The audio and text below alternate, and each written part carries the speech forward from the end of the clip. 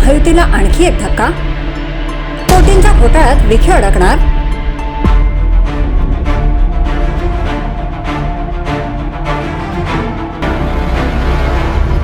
धनंजय मुंडेनंतर महायुतीला मंत्री राधाकृष्ण विखे पाटलांच्या रूपाने मोठा धक्का बसण्याची शक्यता आहे. कारण विखे पाटलांनी शेतकऱ्यांना कोटींचा चुना लावल्याचा आरोप आहे. हा आरोप कोणी केलाय पाहूयात या स्पेशल रिपोर्टमधून.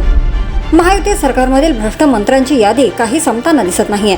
माजी मंत्री धनंजय मुंडे, जयकुमार गोरे, माणिकराव कोकाटे आणि आता प्रचंड मोठं साम्राज्य असणारे राधाकृष्ण विखे पाटील, पद्मश्री विठ्ठलराव विखे पाटील सहकारी साखर कारखान्यात आर्थिक घोटाळा झाल्याचं समोर आलंय.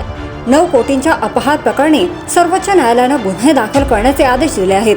त्यामुळे कारखान्याच्या तत्कालीन संचालक असलेले राधाकृष्ण विखे पाटील यांच्यासह 54 जणांवर गुन्हे दाखल करण्यात आलाय. नेमकं काय आरोप करण्यात आले ते पाहूयात. 2004 ते 2010 बनावट कागदपत्रांद्वारे शेतकऱ्यांचे नावे मदत कर्ज. 2004 ते 2007 मध्ये फसवणूक केल्याचा आरोप. सभासद शेतकऱ्यांना मंजूर कर्जाची रक्कम दिली नाही. कर्जमाफी योजनेअंतर्गत कर्ज माफी ही लाटली.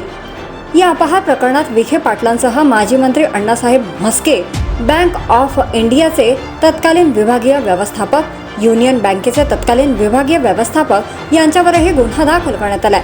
विखे पाटलांवर होणाऱ्या आरोपामुळे विरोधकांनी त्यांच्या राजीनाम्याची मागणी केली आहे.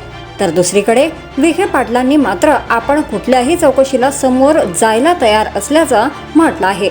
या आठवड्यात याबाबत सविस्तर अहवाल सादर करण्याचे आदेश सर्वोच्च न्यायालयाने दिलेत.